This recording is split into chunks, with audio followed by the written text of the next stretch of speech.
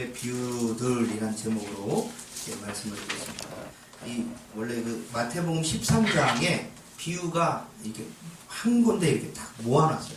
꼭 그 보석, 그 반지에 보면 가운데 보석을 이렇게 막 모아놓듯이 마태복음의 가장 중심이 되는 총 28장까지 되어 있는데 그 중간에 13장에 예수님의 비유들을 여기다 이제 쫙 금반지에다 이렇게 보석을 막 하듯이 그렇게 되어 있습니다.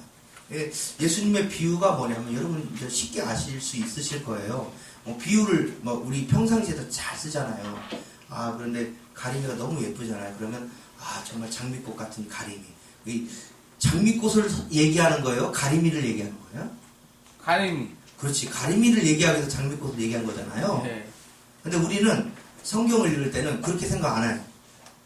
가리미는 필요 없고 장미꽃만 얘기하는 거예요. 맞아요. 그러면 비유를 잘못 설명한 거예요. 예. 그 대표적인 이단이 누구냐? 신천지입니다. 신천지. 신천지는 장미꽃 같은 가리미라고 했으면 누구에게 집중해야 돼요? 누가 지금 누구를 설명하려고 한 거예요? 신천지. 너 왜 그래? 가리미를 얘기한 거잖아. 가리미를. 에? 가리미가 신천지가 장미꽃 같은 가리미면 미안해. 오늘 앞에 앉았으니까 그렇게 하는 거야. 장미꽃 같은 가리미인데 그러면 이 가리미가 이쁘다는 걸 설명하기 위해서 장미꽃을 등장시킨 거잖아. 이게 비유거든요. 근데 예수님이 말씀하시는 이 비유의 말씀들은 신천지는 어떻게 하냐면 가리미를 얘기하는 게 아니고 장미꽃은 이런 거야 이렇게만 얘기하는 거야. 그러니까 가리미를 얘기하고 싶어서 예수님 비유를 한 건데 이 신천지는 뭐냐? 장미꽃에 초점을 맞춰가지고 설명하니까 문제는 뭐냐? 이게 사람들로 하여금 성경을 곡해해서 이단이 되는 거예요. 그래서 하나님의 말씀을 옳게 분별해서 가르치는 게 가장 중요한데 신천지 같은 경우는 이 비유를 잘못 설명하고 있어요. 예를 들면 이렇습니다. 오늘 나와 있는 것처럼 37절 우리 한번 읽어보겠습니다. 37절. 자, 30절 시작. 대답하여 이르시되 좋은 씨를 뿌리는 이는 인자요. 그 다음 38절 시작. 밭은 세상이요 좋은 씨는 천국의 아들들이요 가라지는 악한 자들의 아들들이요. 이렇게 비유를 설명하고 해석을 하시잖아요. 그런데 이 비유의 해석과 설명을 어디다 붙이냐면 1장 1절부터 나오는 내 밭의 비유와 짬뽕을 시켜버립니다. 그러면 해석이 이상하게 돼요. 그렇기 때문에 오늘 나와 있는 가라지 비유 나오는 요거하고 씨 뿌리는 비유는 천차 다른 겁니다. 근데 그걸 한 번에 그냥 뭉쳐가지고 설명을 하니까 문제가 되는 거예요. 그래서 우리가 이제 제가 오늘은 이 씨 뿌리는 비유만 하면서 하나님 말씀 드리려고 하는데 신천지 같은 경우는 이 뒤에 있는 해석의 내용을 다 갖다 붙이는 거예요.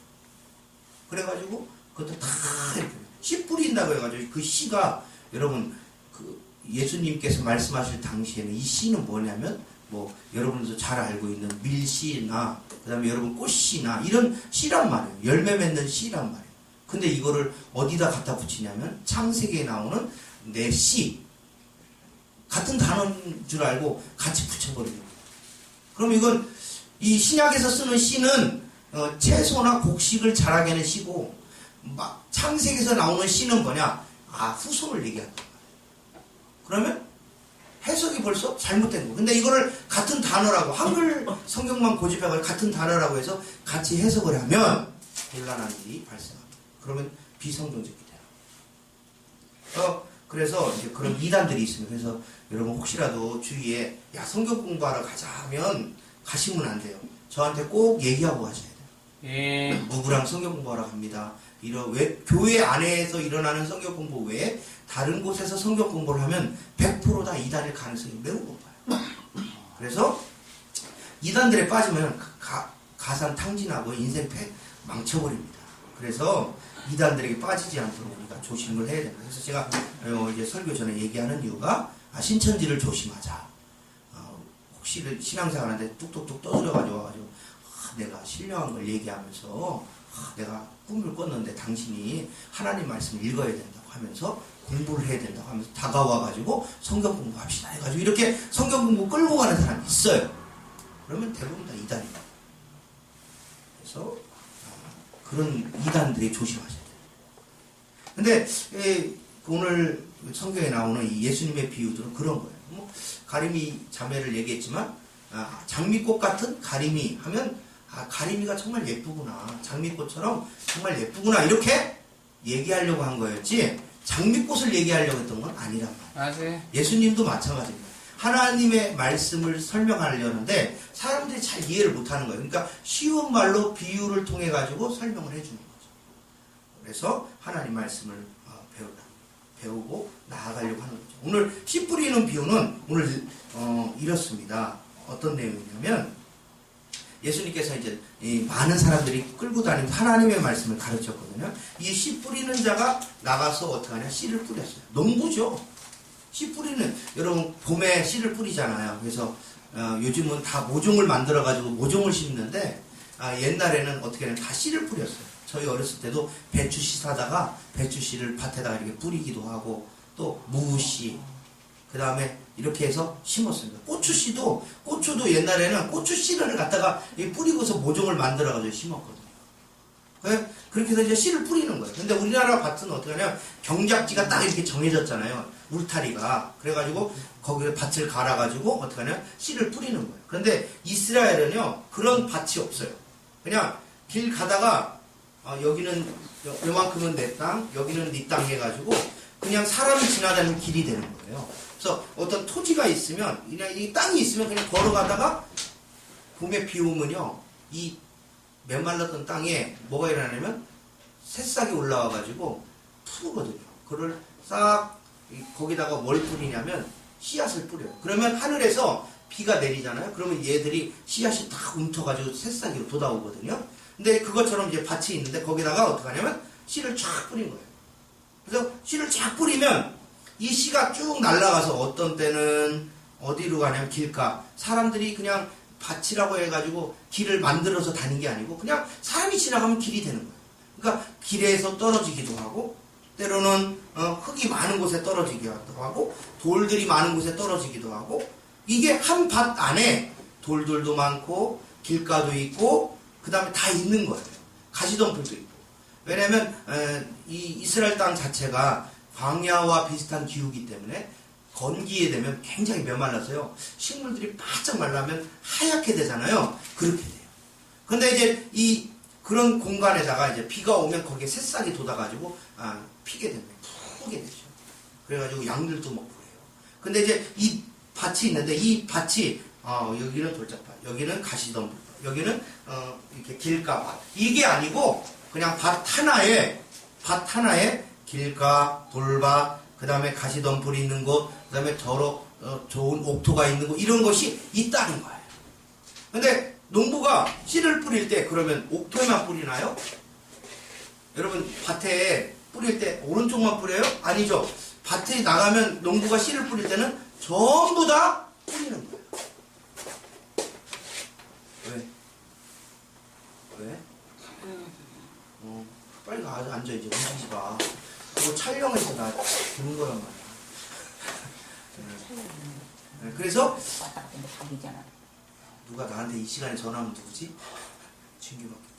그래서 뿌려요. 씨를 뿌리면, 이 씨를 쫙 뿌리면 어떻게 하냐면 씨가 딱 날아갈 거 아니에요. 그러면 가시덤불에 씨가 다 떨어진다는 거예요.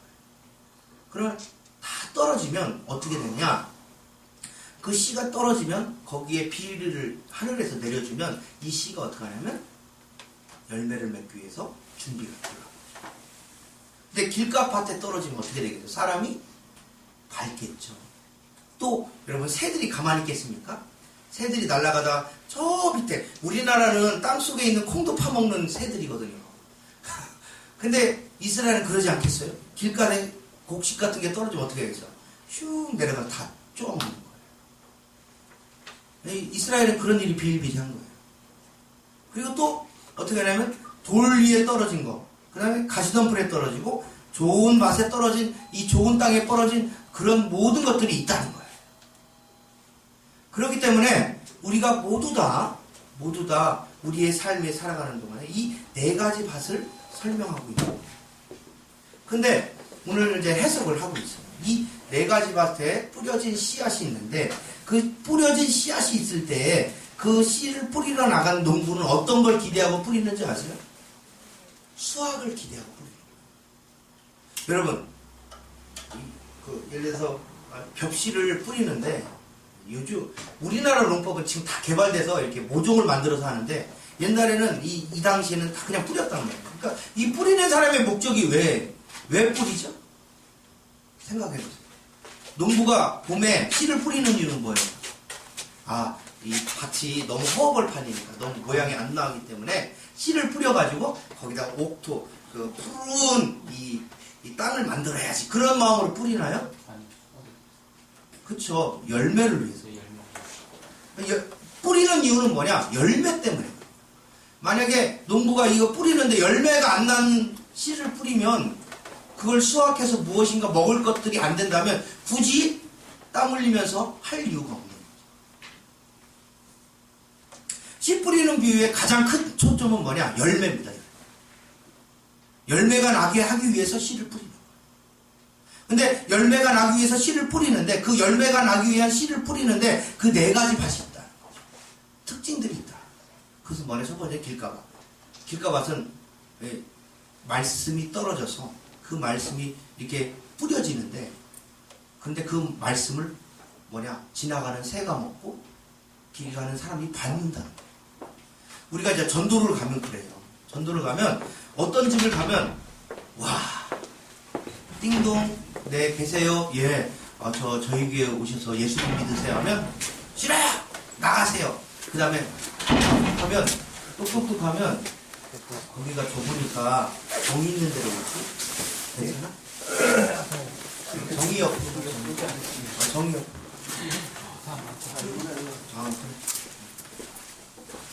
그래가지고 뭐냐면 길가에 떨어졌기 때문에 그 떨어진 것을 누가 주워 먹거든요.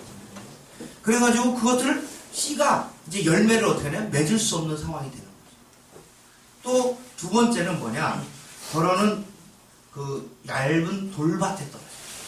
이 밭이 있는데 흙이 있는 게 아니고 돌들이 많은 거예요. 그러니까 돌과 돌 사이 흙이 있는 그곳에 씨앗이 떨어져서 자라요. 자라긴 자라는데 뭐냐면 흙이 깊지 않아. 흙이 많지 않기 때문에 어떻게 하냐 씨앗이 자라다가 어떻게 돼요? 오래 크지 못해요.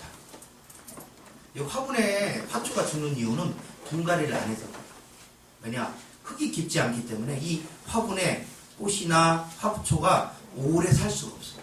분갈이를 해줘야 돼요. 그것처럼 씨가 선포가 됐는데 그래요? 예수님 한번 믿어봐야지 하는데 이게 3개월 지나면 믿어도 별 볼 일 없는 것 같고 그렇게 마음 가운데 있다. 그런 마음이 들면서 교회와 멀어지고 하나님 말씀이 멀어지게 된다는 일들이 우리 가운데 벌어진다. 그게 뭐냐? 바로 흙이 얇은 돌밭에 떨어집니다.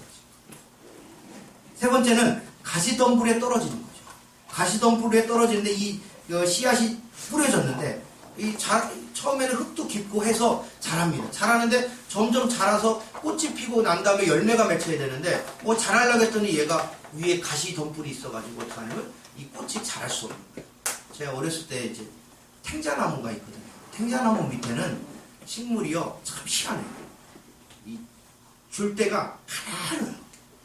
가늘어가지고 이렇게 올라오다가 더 이상 안 커요. 그리고 어떻게 하냐면 그 탱자나무 밑을에서 이렇게 휘어들어가요. 식물이. 그렇게 자랍니다. 왜냐? 가시덤불에 의해서 못 자라도록 딱 막혀있기 때문에 그렇습니다. 여러분, 우리가 하나님의 말씀을 듣고 신앙생활 하는데 이 세 가지의 종류의 방해가 있다. 첫 번째 방해는 뭐냐? 길가에 떨어졌다. 이거는 예수 믿어봐야 별 볼 일 없는 것 같고 그리고 예수 믿어야 천국이 어디 있어. 거짓말 하지 말라고. 이런 사람들이 대다수입니다. 그래서 이 가자동 이렇게 전도를 가면 그런 분들이 많아요. 근데 그렇게 안 받아들이는 사람들이 있다는 거죠. 하나님 말씀을 두 번째 외쳐지고 설명하고 가르치는데 그 돌잡아에 떨어진 거. 그래요? 예수님 한번 믿어봐야죠. 해서 나오는데 중간에 3개월이고 6개월 나오다가 점점 저 교회랑 멀어져. 왜냐하면 뭐 일 있다고 교회 안 나오고 또 여러 가지 시험이 오는 거예요. 왜냐? 뿌리가 깊지 않기 때문에. 그런 밭에 떨어진 씨앗은 절대로 열매로 갈 수가 없어요. 또 세 번째는 뭐냐? 가시덤불. 방해가 있어요. 남편이 교회 가면 막 던지고, 네? 또 할아버지가 교회 가면 집에 못 들어오고 문 잠그고. 또 제가 전화번호도 얘기했지만 어느 집사님은 교회 간다고 하니까 막 부정물로 막 뒤집어서 찌고 시골에. 실제 저는 그런 걸 봤어요. 교회 다니. 그리고 아들이 교회 다닌다고 하면 다리 몽둥이 부러뜨린다고 해요. 몽둥이로 아들을 막 때리는 거예요. 그런 일들이 우리 가운데 있다는 거죠. 그래서 요거를 못 견디면 열매로 갈 수가 없어요. 세 번째는, 마지막으로는 좋은 땅에 뿌려진 열매는 어떻게 되느냐 하는 거예요. 이 좋은 땅에 떨어진 씨앗은 어떻게 되냐? 딱 떨어지면 옥토기 때문에 이 씨앗이 자라서 뭐가 되냐? 열매가 된다. 그래서 최소 30배, 60배, 100배. 그냥 순서는 우리는 30배, 60배, 100배라고 알잖아요. 근데 옥토에 떨어진 씨앗은 뭐냐? 열매가 100배부터 시작합니다. 최소 100배부터 하고 좀 안 되면 60배, 조금 더 안 되면 30배의 열매를 거두게 된다. 하나님의 말씀을 수용하는데, 하나님의 말씀을 그대로 수용하고 하나님 말씀을 그대로 수용할 뿐만 아니라 그 말씀을 지켜 행한다면 여러분 최소 100배입니다. 하나님의 능력이 그렇게 나타납니다. 그러면 나는 돌짝인가 길가시인가 가시덤불인가를 생각해요. 나는 길갑이면 어떻게 해요? 쟁기로 그 길을 어떻게 합니까? 파야 돼요. 돌짝파면 어떻게 해요? 돌을 다 골라내야 돼요. 가시덤불이다. 그러면 어떻게 해요? 가시나무를 어떻게 다 베서 한쪽으로 다 버려요. 그렇지 않으면 100배, 60배, 30배의 열매를 거둘 수가 없어요. 우리의 신앙생활은 그렇습니다. 하나님 말씀을 듣고 그 말씀대로 지키고 그 말씀대로 행할 때에 하나님의 놀라운 축복과 결과를 얻을 수가 있어요. 근데 여러 가지 이유와 상황과 여건들 때문에 나의 신앙생활을 잘 할 수 없다면 그 결과는 뭐냐? 30배도 안 된다. 결과를 얻을 수 없다. 열매를 얻을 수 없다. 예수님은 우리에게 뭐라고 하냐면, 야, 열매를 얻으려면 너의 마음이 옥토가 돼야 돼. 라고 얘기합니다. 옥토가 되는 건 뭐냐? 바로 하나님의 말씀을 집에서 읽으면서 하나님 나의 죄를 용서해서 예수님을 마음에 영접하고 새로운 삶을 시작하는 결단이 필요합니다. 예전에는 세상에서 누리는 것들을 좋아했어요. 세상에서 보는 것을 좋아했고 세상에서 행동하는 걸 좋아했다면 이제부터는 예수님을 믿고 예수님을 위해서 산다면 그 예수님 때문에 여러분이 하나님의 놀라운 축복을 받게 됩니다. 하나님의 능력을 받게 되고 하나님의 힘을 받게 되고 하나님의 보호하신 가운데 있기 때문에 최소 100배부터 시작합니다. 그런데 우리가 이제 주변 상황이 있죠. 주변 상황이 가시덤불도 있고 또 길가밭도 있고 돌짝밭들이 있어요. 그럴 때 우리의 마음을 어떻게 하냐? 마음을 놓게. 그래서 이거를 해야 돼요. 여러분 우리 주위에 이 사람 가시덤불 때문에 주위의 환경 때문에 못 나오면 그 가시덤불을 같이 치워주는 동역자가 필요합니다. 이번 주에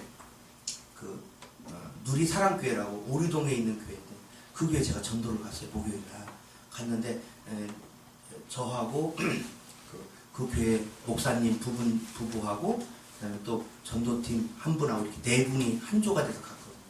갔는데 그 집을 갔는데 그 집에 갔는데 어머니가 이 권사님이셨어요. 근데 이 권사님이 딸들 모아놓고 야 니들 나 죽으면 니들 신앙생활 잘해라 하고 그 어머니가 돌아가셨대요.